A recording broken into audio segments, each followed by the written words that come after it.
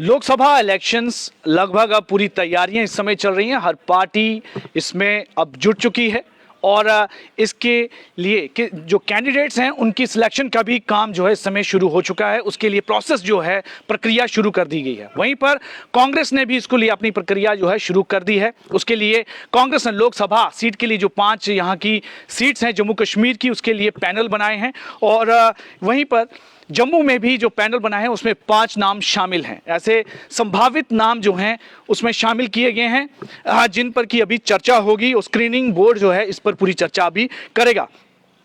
Party के संसदीय board ने हाल ही में, यानी इसकी पार्लियामेंट्री बोर्ड ने हाल ही में जो प्रोबेबल्स नाम थे कैंडिडेट्स के, उनको हाईकमांड में भेजा था और हाईकमांड के बाद अब एआईसीसी जो है उन्होंने इसे वापस जो वरिष्ठ इसके नेता हैं वो अब इस पर स्क्रीनिंग कमेटी के दौरान इस पर चर्चा करेंगे। और जो स्क्रीनिंग कमेटी की जो मीटिंग है ये 2 फरवरी को होनी है और 2 फरवरी को इस पर पूरी चर्चा की जाएगी कि जम्मू सीट के अलावा जो और इसकी 4 अलग सीट्स हैं, जो दूसरी सीट है उसके लिए भी पैनल बनाए गए हैं, उसके लिए भी प्रोबेबल कैंडिडेट्स के नाम जो हैं वो सिलेक्ट किए गए हैं। वहीं अगर जम्मू सबसे विशेष रहेगा, अगर जम्मू की बात करें तो जम्मू लोकसभा के लिए भी 5 प्रोबेबल्स नाम इस समय फिलहाल सोर्सेज के द्वारा, सूत्रों द्वारा इस समय सिलेक्ट कर लिए गए हैं, जिन पर कि 2 फरवरी को स्क्रीनिंग कमेटी इस पर विचार करेगी और स्क्रीनिंग कमेटी की बैठक होगी।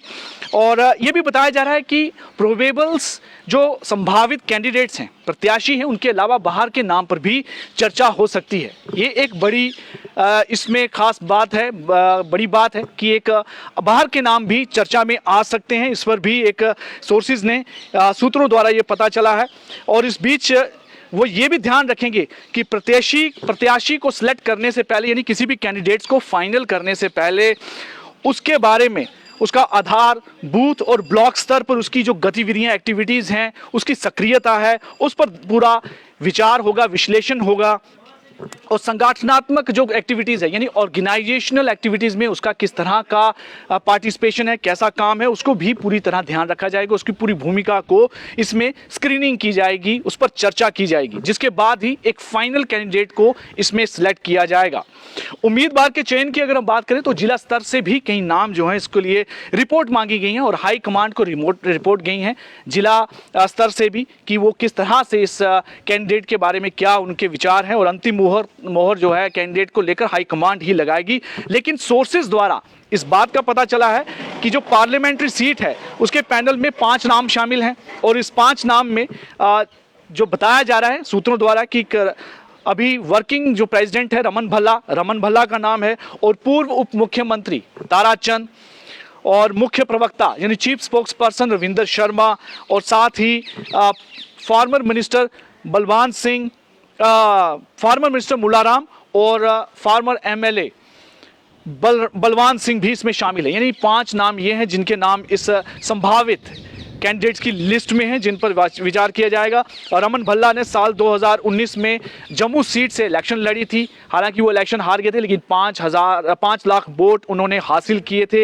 ये एक बहुत बड़ी अचीवमेंट उनकी मानी जाती है कि काफ़ी बड़े लेवल पर उन्होंने सेंध मारी थी बीजेपी की कॉन्स्टिट्यूंसी में और 5 लाख के करीब उन्होंने वोट लिए थे और 2 बार विधायक भी रह चुके हैं। और ताराचंद जो कि कोalition गवर्नमेंट के दौरान उप मुख्यमंत्री रह चुके हैं और वहीं पर मुलाराम भी कांग्रेस और पीडीपी की गवर्नमेंट के दौरान वो एक मंत्री रह चुके हैं। और रविंद्र शर्मा पार्टी के मुख्य प्रवक्ता जो इस समय हैं वो भी पूर्व एमएलसी रह चुके हैं। वहीं पर उधमपुर कठुआ डोडा संसदीय जो कॉन्स्टिट्यूंसी है लोकसभा की, उसके लिए भी विकार रसूल वानी उनका प्रोबेबल नाम में उनकी इस लिस्ट में बताया जा रहा है। और भी जो है नेता इसमें शामिल हैं। अनंतनाग संसदीय सीट पर पूर्व जो प्रधान हैं जेकेपीसीसी के प्रदेश कांग्रेस कमेटी के गुलाम अहमद मीर, शबीर अहमद खान और श्रीनगर से अगर बात करें तो तारिक अहमद करा का नाम इस पैनल में शामिल है। ये एक खबर जो है इसमें निकल कर आई है। और हालांकि भले ही कांग्रेस जो है आने वाले समय में नेशनल कॉन्फ्रेंस और पीडीपी के साथ एक महागठबंधन में है, लेकिन कांग्रेस की तरफ से जो अभी निकल कर आ रहा है कि वो अपनी तैयारी पूरी रखना चाहती है, हर अपना पैनल पर काम करना चाहती है ताकि हर पैनल में उनके पास कैंडिडेट्स हों कि किसी भी स्थिति में वो पूरी तैयारी रखें।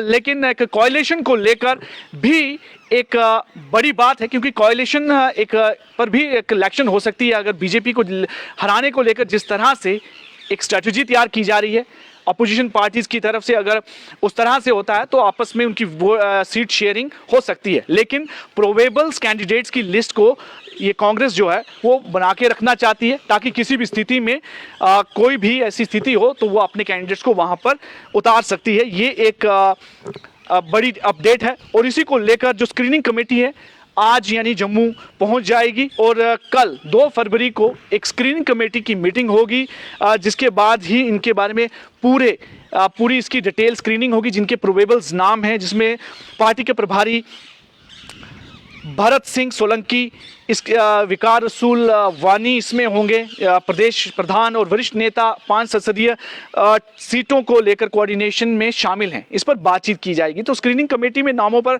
चर्चा करने के बाद इसकी रिपोर्ट जो है हाई कमांड के पास भेजेगी और हाई कमांड ही इस पर एक फाइनल अपना डिसीजन लेगी कि कौन वो प्रत्याशी है, किस सीट से किस प्रत्याशी को टिकट दी जाएगी लोकसभा इलेक्शन को लेकर। ये मुख्य तौर पर जो है एक खबर निकल के आई है जम्मू कश्मीर प्रदेश कांग्रेस कमेटी की तरफ से कि 5 संसदीय यानी पार्लियामेंट्री कॉन्स्टिट्यूएंसीज में कौन कौन से वो प्रोबेबल कैंडिडेट्स होंगे जिन्हें इस इलेक्शन में फ्लोट करने के लिए, उनको उतारने के लिए उनको कंसीडर किया जा सकता है। यानी कल का दिन एक बड़ा अहम दिन होने वाला है, जिसके बाद स्क्रीनिंग टीम इस पर पूरा विचार करेगी और फाइनल इसके बाद अपनी रिपोर्ट जो है वो हाई कमांड को देगी।